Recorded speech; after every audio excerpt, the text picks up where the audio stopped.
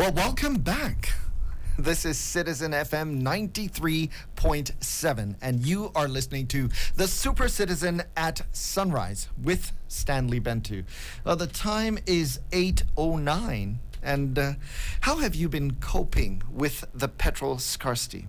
Well, for me, it has felt like an eternity because after several years of not having to worry about, driving out at any time of the day or night to get petrol, all of a sudden, 2022 was a different kind of year. It's like we were plunged back. It's like we time traveled to the past, a time when petrol was very difficult to get. I think the last time that we had such protracted petrol scarcity was way back in 2015.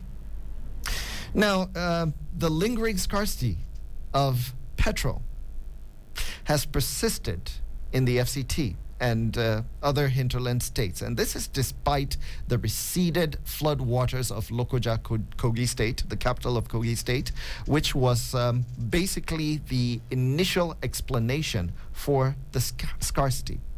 Now, this situation has lasted for more than 30 days.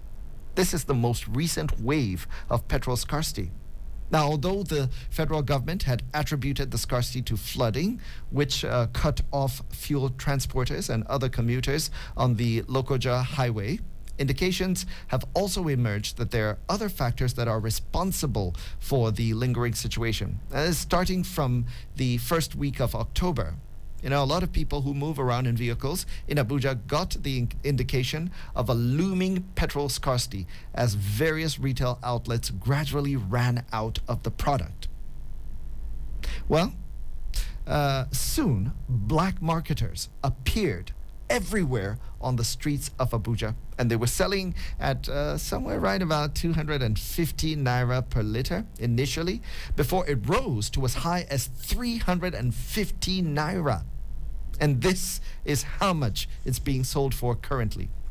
Now, the initial period, some marketers told Daily Trust on Sunday that there was a drop in the loading at depots, mostly located in Lagos and Warri in Delta State, among other coastal states, that the troubles of fuel consumers actually got worse when they began to queue for hours to get the product. And it ultimately spread to other states of the Federation. So, what are the stakeholders doing about this? The national president of the Independent Petroleum Marketers Association, that is IPMAN, Alhaji Abubakar Meganbi, said the product supply from the NNPC, that's the Nigerian National Petroleum Company Limited, to the private depots was actually limited, just like the name of the company. So the National Operations Controller of IPMAN, Mike Osatuyi, this week said the only realistic pump price of petrol is between 200 naira to 210 naira per liter. Now, he also said that the federal government's pricing template and that the fixed pump price of 169 naira per liter of petrol is grossly unrealistic when the landing cost of fuel is 194 naira per liter. So I'll take a quote from him. This is what he said. I quote, "I buy petrol at 186 naira 50 kobo per liter from the depot, and it costs me about 9 naira 50 kobo to get the same liter to the pump after paying the levies. How do you want me to sell at 169 naira per liter when I have incurred additional costs?" Well, he says that no one can actually meet that price. So today on the program, we take a look at the issues surrounding the petrol scarcity in the country. Why has this situation persisted? And what is going on? What is responsible for us having to pay 200 naira? What is the government going to do? Is it time to finally remove the subsidy? And if it does, what is the ripple effect? Well, joining us on today's discussion is Udo Basi. He's a journalist who has covered the oil and gas industry over the years. He was formerly with the Premium Times. Udo, good morning, and it's great to have you on the program. Good morning, Nigerians. It's a pleasure to be here today. All right, so Udo, I'm sure you must have followed with keen interest the challenges that Nigerians have been having with purchasing petrol. And for me, I just want to ask you about this cycle because we keep getting, nobody likes to hit the nail on the head when the scarcity starts, because it's always, we're told that it's either bad petrol or it is that people are panic buying and there is enough stock, or that there is a road blockage. But at the end of the day, it all comes down to, you know what, this price is unrealistic. So is it really about all of these other factors, or is it just, let's just get down to the conversation about the pricing? Okay. Initially, they said that it was because of the flood in Lokoja, Kogi State, that caused the situation in Abuja. But the reality is that the situation that we are having in the fuel supply in Nigeria right now is a spin from the global situation, global energy crisis that we have involving Russia and Ukraine. You know, with the sanctions against Russia, one of the world's leading suppliers of petroleum products, the Europeans are mopping up whatever available quantity of supplies that they have. Since Russia is not supplying, is not allowed to supply petroleum products again because of the sanctions. So the little thing that they have there is only cannot trickle down here. But the real issue is that NNPC is right now the sole supplier of petroleum products. And that is the problem. It's part of the structural defect that is complicating the deficiencies in the petroleum industry in Nigeria. So if NNPC is the sole importer of petroleum products and supplier, the other operators in the industry do not have the opportunity of also contributing their quota to ensure that they expand the capacity that are available for petroleum supplies. So when we have limited supplies, the tendency is for the price to go up. So that is the problem right now about the supply of the products. Okay, Udo, let me take you up on, just before you get to the other issue, on the issue of importation. I mean, let's go, there's a reason why the NNPC became the only importer, and that's because of the subsidy regime that we have in place. And in the earlier days, the problem was that a lot of the other importers were literally not importing anything and were coming to claim that they had supplied several tankers and were receiving payments. So the solution to that was to have the NNPC as the only importer, so that we know that at least product has come into the country. But in as much that that is true. So it's connected to our subsidy issue, isn't it? You are breaking. I don't know what is going on. Oh, okay. Apologies for that. Perhaps there's a slight network issue, but let me rephrase the question. Isn't this the challenge of the importation of petrol? It can't be isolated from the subsidy issue, can it? Yes, everything goes together, but let me explain. Okay. You know, the marketers have been complaining. Like the other day, the chairman of the Depot Owners Petroleum Association of Nigeria, Winifred Afani, talked about the fact that the NNPC as a sole supplier is given a preferential treatment in terms of accessing the foreign exchange from the CBN. While the NNPC is given at a certain rate, the independent operators are not given that privilege. And that is why most of them cannot afford the high cost of getting foreign exchange to be able to import. So if NNPC is saying that they are the only ones that are importing, it's true, because they have the privilege to have what it takes to import. And that is why the marketers are continuing to request that the federal government to create a level playing field for all operators to be able to involve in the importation and distribution process. That is critically the problem why NNP is now as the only sole operator.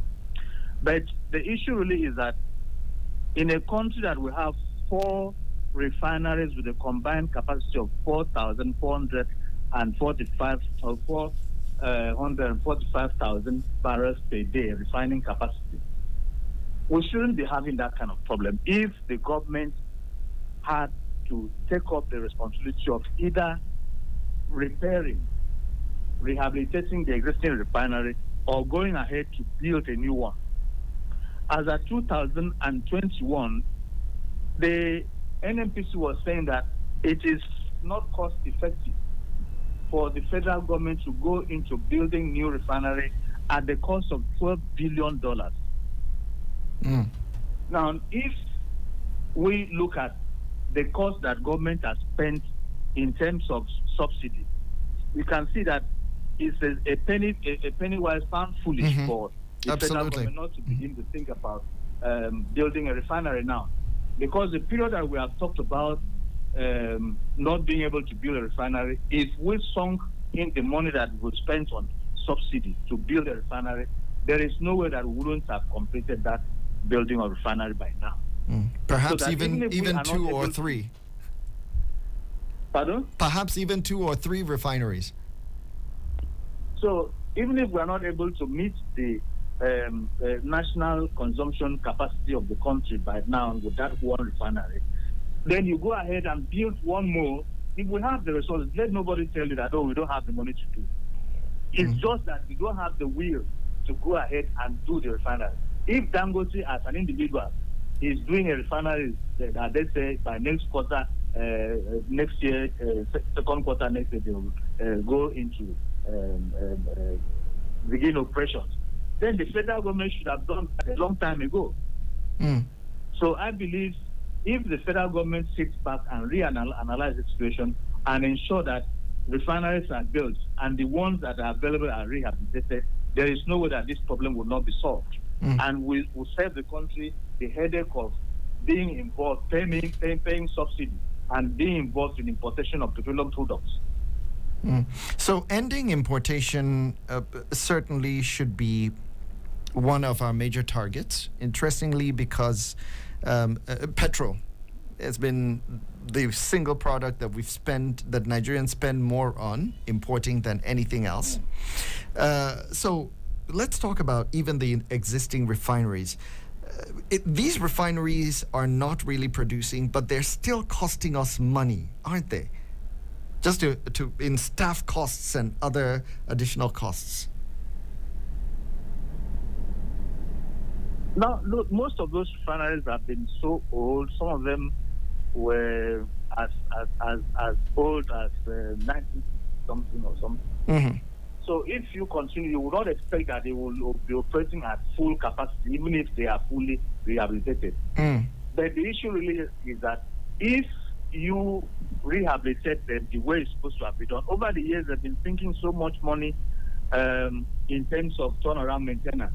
But right now, the present administration is talking about complete rehabilitation of the refinery. But nobody seems to know exactly the level of completion of that rehabilitation process.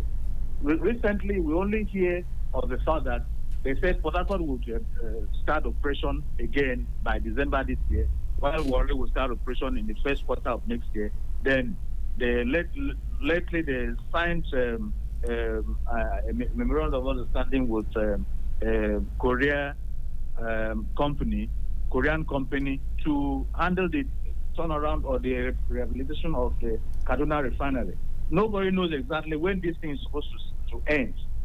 When the contract was signed in 2021, they said that it's going to take between 18 months to 44 months to complete. But because of the fact that seems not to know don't seem to have a full briefing as to the extent of the rehabilitation process. Everybody seems to be at a loss as to where we are now to get the situation back to normal. So everybody is focused on the Dangote refinery, but from your feelers in the industry, is Dangote refinery actually the solution to our problem? And what are the possible fallouts of this situation? It may save the government huge amounts of money. I think that much is clear. But the average Nigerian may still have to pay this price of about 200 to 215 naira per liter, won't they? Even if Dangote were to come on stream. Well, the way I see this situation is really that just do what is supposed to be done first. Because why we're having this patch of increment in prices every time and again is really that because the quantity is not available, and the quantity available is not enough to take the supposed 65 million liters per day that they say Nigeria consumes. And there are questions as to whether do we actually consume that much? That's a very contentious argument too, because a lot of people say at best, Nigeria cannot consume more than 35 million liters per day. But when you are talking about a figure that is almost double that volume, you tend to see that Nigeria is trying to subsidize the supply of petroleum products to even the entire West African country and as far as the northern part of Africa. So something has to really be done by government to ensure that they bring the situation under control to avoid the spread of smuggling of petroleum products across the border to other countries to be able to maximize profit by some elements. Now, there is something that is becoming increasingly clear to me, disturbing as it is. What is becoming clear to me is that Nigerians are going to inevitably have to pay more for petrol. According to what we're hearing from Ipman, no less than 200 naira per liter. That seems to be a fait accompli, pardon my Latin. And it's going to happen. And also another thing that we cannot run away from is that the subsidy system is not sustainable and would have to go, which means that as hard as times have been with the increase of prices in the markets, the hyperinflation, the devaluation of the naira, now you're going to have the additional problem of having to pay more for petrol, which has its own trickle-down effect on the inflation and the prices of goods in the market. So it almost seems like a nightmare scenario, even though the global economy also has a lot of ripples. And just as you pointed out in the beginning, Russia and Ukraine are not too far from the conversation when you look at the big picture. But how can the everyday Nigerian cope? What policies do you feel the government could put in place to help Nigerians cope with this shock? Well, the issue of whether subsidy should go or not is not debatable at all. Subsidy must go. Because right now, in the whole of West Africa, I emphasize, Nigeria is supplying the least, price of petroleum products. And so it is cheaper for those people that smuggle the products here to take it across the border to maximize profits. As close as we are now, Cameroon is having petroleum products as high as 400 and something per liter. And so if you are able to have a few gallons across the creeks in Niger Delta through Akwa Ibom and Cross River to Cameroon, you know how much you are going to make from that particular. Talk less of the issue of tankers going across the border.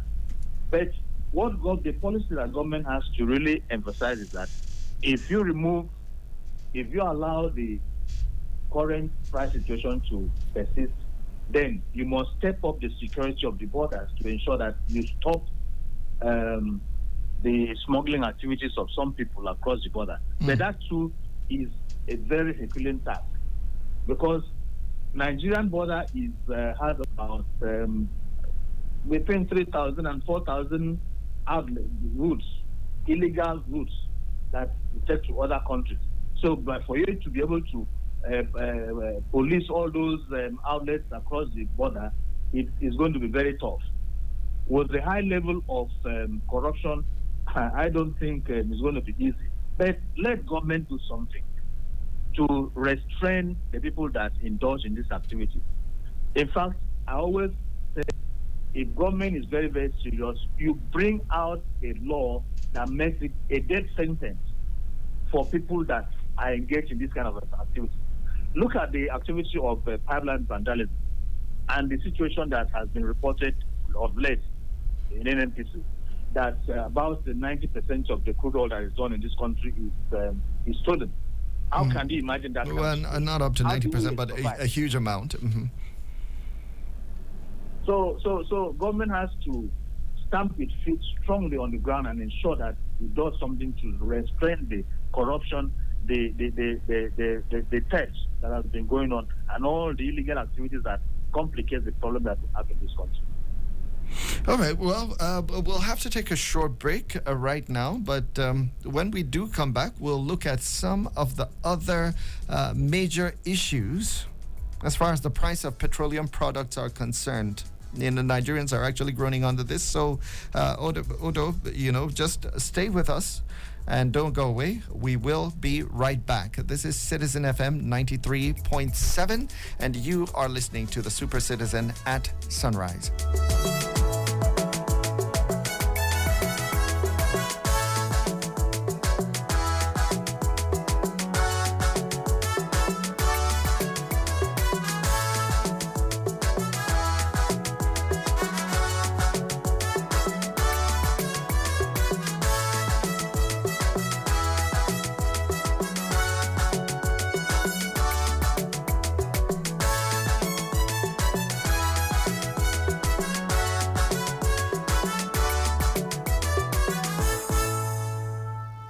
Welcome back. This is Citizen FM 93.7, and you are listening to the Super Citizen at Sunrise. It's time for Talking Points. And on Talking Points today, we're looking at the price of petrol. According to Ipman, 200 naira is the minimum amount that we may have to pay for petrol moving forward. And the reason for this is, according to the organization, it costs 195 naira to get that petrol from the depot. And after that, there are additional costs. So how can they actually make a profit if they're buying at that rate and selling at a price cap of 169? And that price cap is no longer possible. So, we've been talking with Udo Bassi, who's a journalist. He's also covered the oil and gas industry extensively over the years. And so let's look at this, the Ipman, what Ipman is saying, and the cost, the landing cost of petrol. And how does the value of the naira tie into this? Because we remember back then when Ibe Kachiku was the Minister of State for Petroleum, he introduced this. It's very vague. I don't understand it, but he called it the price modulation principle, where he says when the international price goes up, then our prices will go up. When it goes down, then so it's not a fixed price, but it's a little bit like it's all very complicated in the oil sector. And it almost feels like it's designed such that the consumer would not be able to understand what's really going on. But now nobody's talking about price modulation, and it's simply a question of modulation mechanism. Mm-hmm. So what is going on now as far as the landing cost is concerned? With the announcement of the PIA, I believe the situation would unravel if the regulators sit down to look at the situation and be ready to do the job. Now, when you were talking about the price modulation mechanism that they talked about, that is a mechanism that is supposed to be moderated by market force of demand and supply. The more goods are available in the market, like in elementary economics, the lower the price.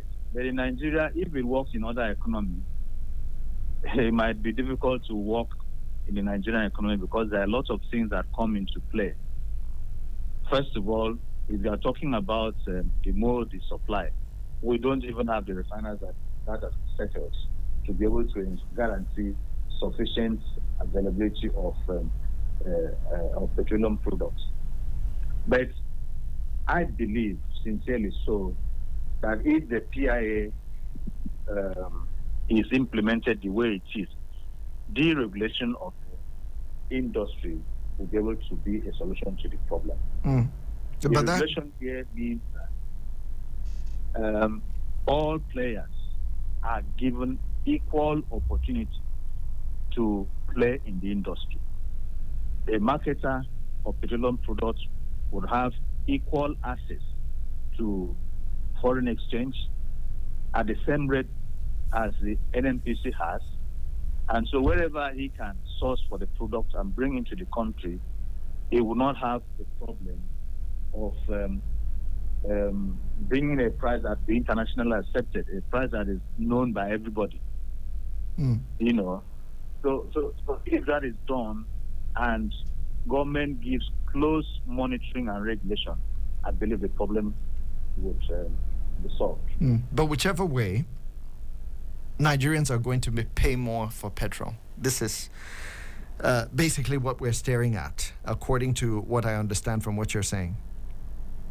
And what is really going on is that Nigerians are not afraid to pay any price for anything as long as when they want it, they have it. But the issue is that side by side by that regulatory function under the PIA, there will also be intervention to create the enabling environment to ensure that every other thing that makes things to rise the way it's rising arbitrarily is taken care of. So I believe if the economy is functioning, every other system that are supposed to contribute to the quality functionality of the system will be in place. And so the issue of being tempted to smuggle the product to other things would be highly reduced. All right. I want to ask you a question concerning the behavior of the retailers, those who are, dispensing the petroleum products at the pumps. The current government. Can I find out something? Your volume is going down. Okay. Can you hear me now? Can you hear me clearly now? Yes, I'm hearing you now. Okay, great. Let's stay here. The behavior of those who are retailing the product also comes into question.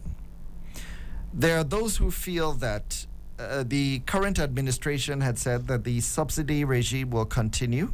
And the subsidy regime, lest we forget, is basically the government paying, or at least that is the way it's supposed to work, the government paying the difference so that Nigerians can actually get the price at 169. But there are lots of Nigerians who feel that the petrol marketers are trying to force the issue of an increase in price.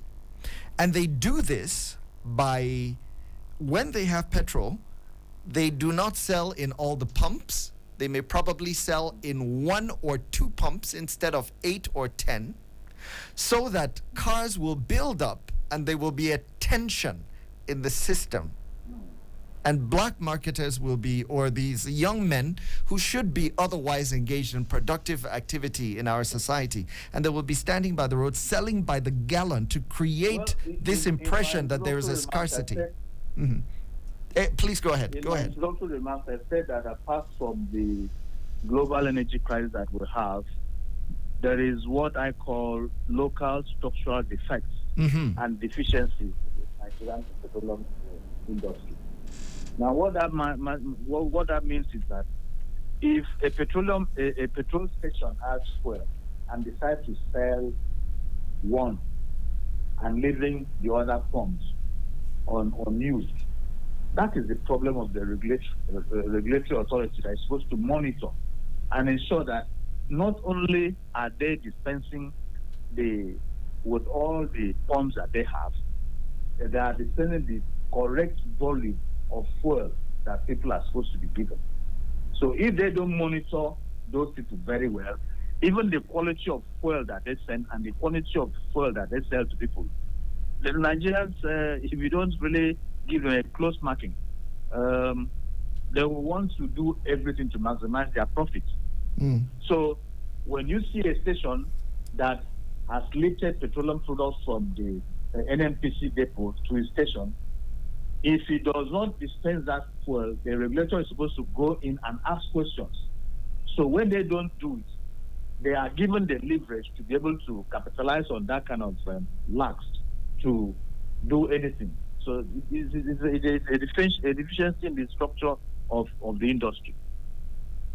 Okay, my final question to you. What do you see as the way forward? What can we do to finally put this issue to rest? Well, like we talked about earlier, the solution that we should have is, first of all, to ensure that subsidy goes. Subsidy should have gone, in fact, as of yesterday. Subsidy should not be in place because it's corruption reason. After that, we pick up the PIA that we have and look at the recommendations and the provisions that are there and ensure that we implement it very, very closely. Monitor what is really going on in the industry. Ensure that anybody that has a role to play in any aspect of industry plays a role to the letter. Then we can talk about getting more rehabilitating the refineries that we have here and ensure that they function up to a particular level.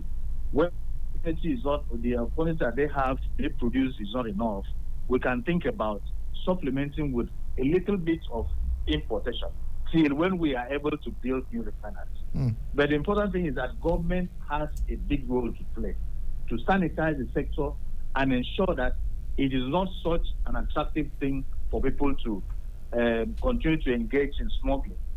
So if the regulatory authority is up to its game and monitor is not in favor of the marketers, like some people say, the agency, the regulator connives with the marketers to be able to create artificial situation to justify price increase.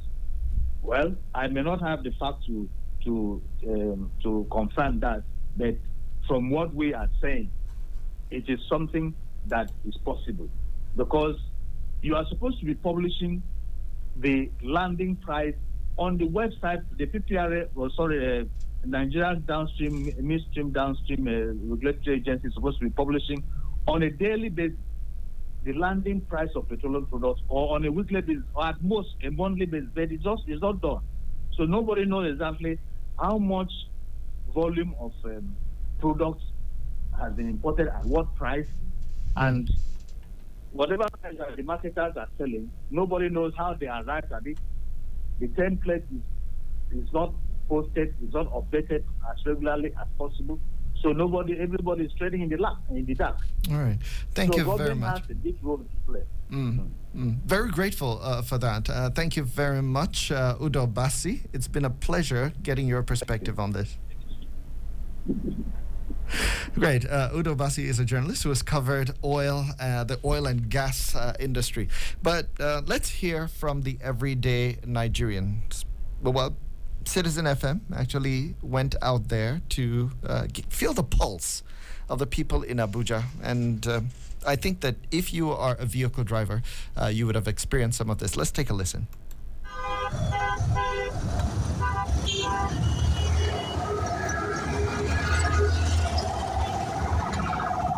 It has been a period of struggle for residents of Abuja since the most recent wave of fuel scarcity that has plagued the capital city for over a month now. A check across the Federal Capital Territory reveals that most filling stations are shut due to lack of petrol supply, while long queues still persist at the few stations that are open.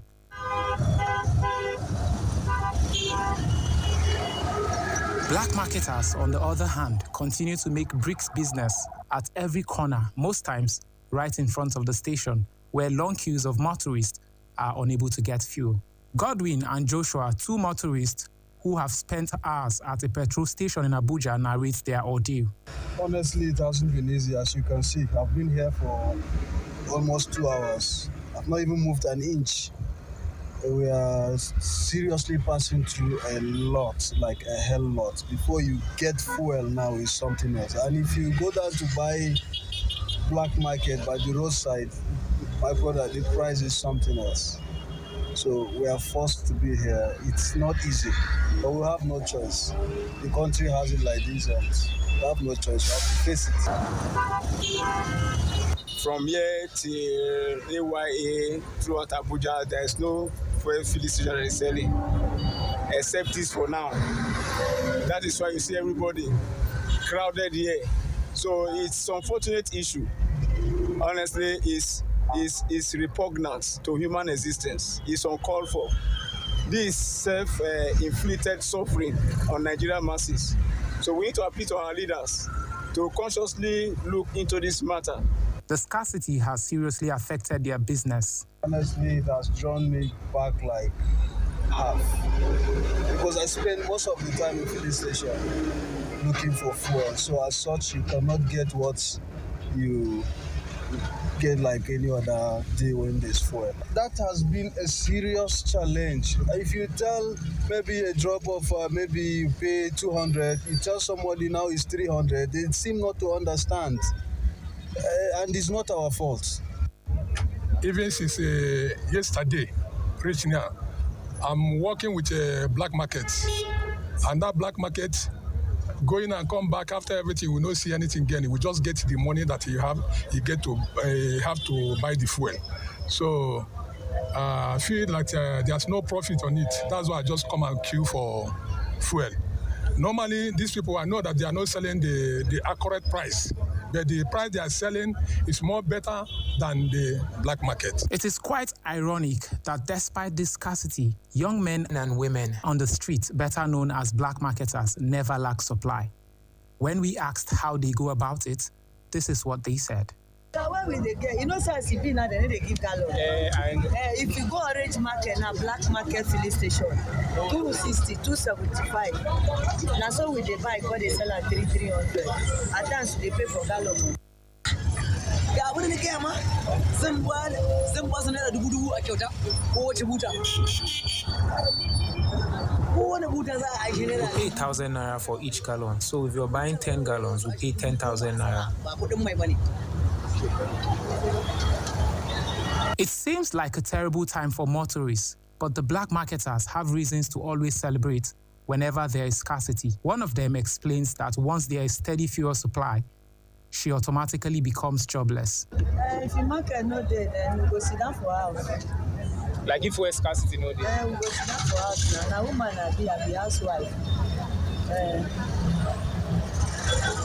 The federal government had originally attributed the petrol scarcity to the flooded roads in Lokoja, Kogi State, a major route for tankers bringing petrol into Abuja. However, many think the scarcity has lasted longer than expected, and they hope that the government intervenes as soon as possible.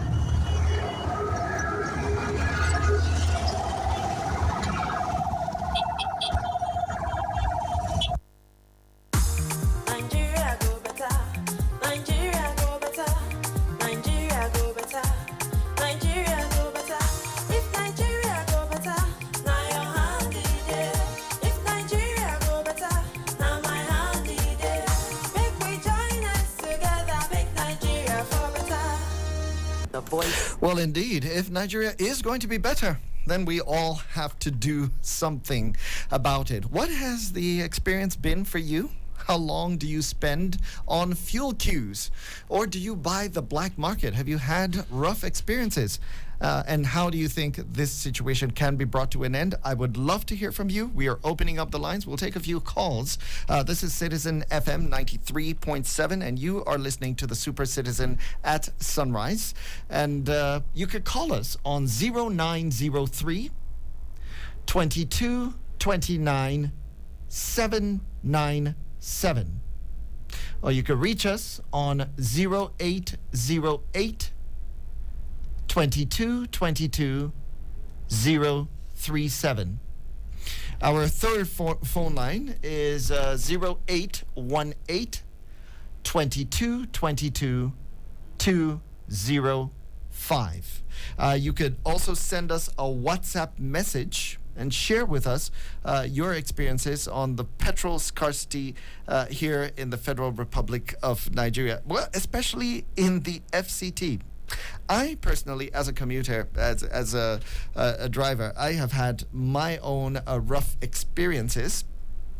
You know, I find that when going into the petrol queues really takes so much time, and I don't think I could do that. So let's take this first call. Hello, good morning. Hello, good morning, Mr. Stanley. Yeah, welcome. Could I know your name and where you're calling from? This is Mr. David calling from Central Area. Okay, great. David, please go ahead. Yes, I've always said this. I said the issue of fuel scarcity is causing more hardship to Nigerians than ever. And I will say this again. If a man cannot handle two portfolio, if a man cannot handle two jobs, release him of one and get a competent hand that will handle the other one. You see, a man cannot handle two portfolio, and the two portfolio, they are not functioning, they are not working. And we are allowing the poor Nigeria to suffer more. We are going through a lot. And coupled with this issue of fueling unavailability, that is fuel scarcity, is causing us more damage, it's causing us more harm, it's causing us more trouble, in fact, more hardship. So I'm calling on all Nigerians that we should call for the resignation of the petroleum minister. Let him resign and give a chance to a competent hand to handle this issue. All right, thank you. Then on the other side, Mr. Stanley, I want to register my displeasure that you are not giving us enough time to contribute on Super Sunrise. I apologize for that. We will try to make more time by next week. It's all right. It's all right. All right. Okay, my sincere apologies. All right. Critical. I think that David is saying that the Minister of Petroleum, who is also the president, should put down that portfolio, get someone who is perhaps more specialized, and that person should handle the ministry. Well, what do you think about that?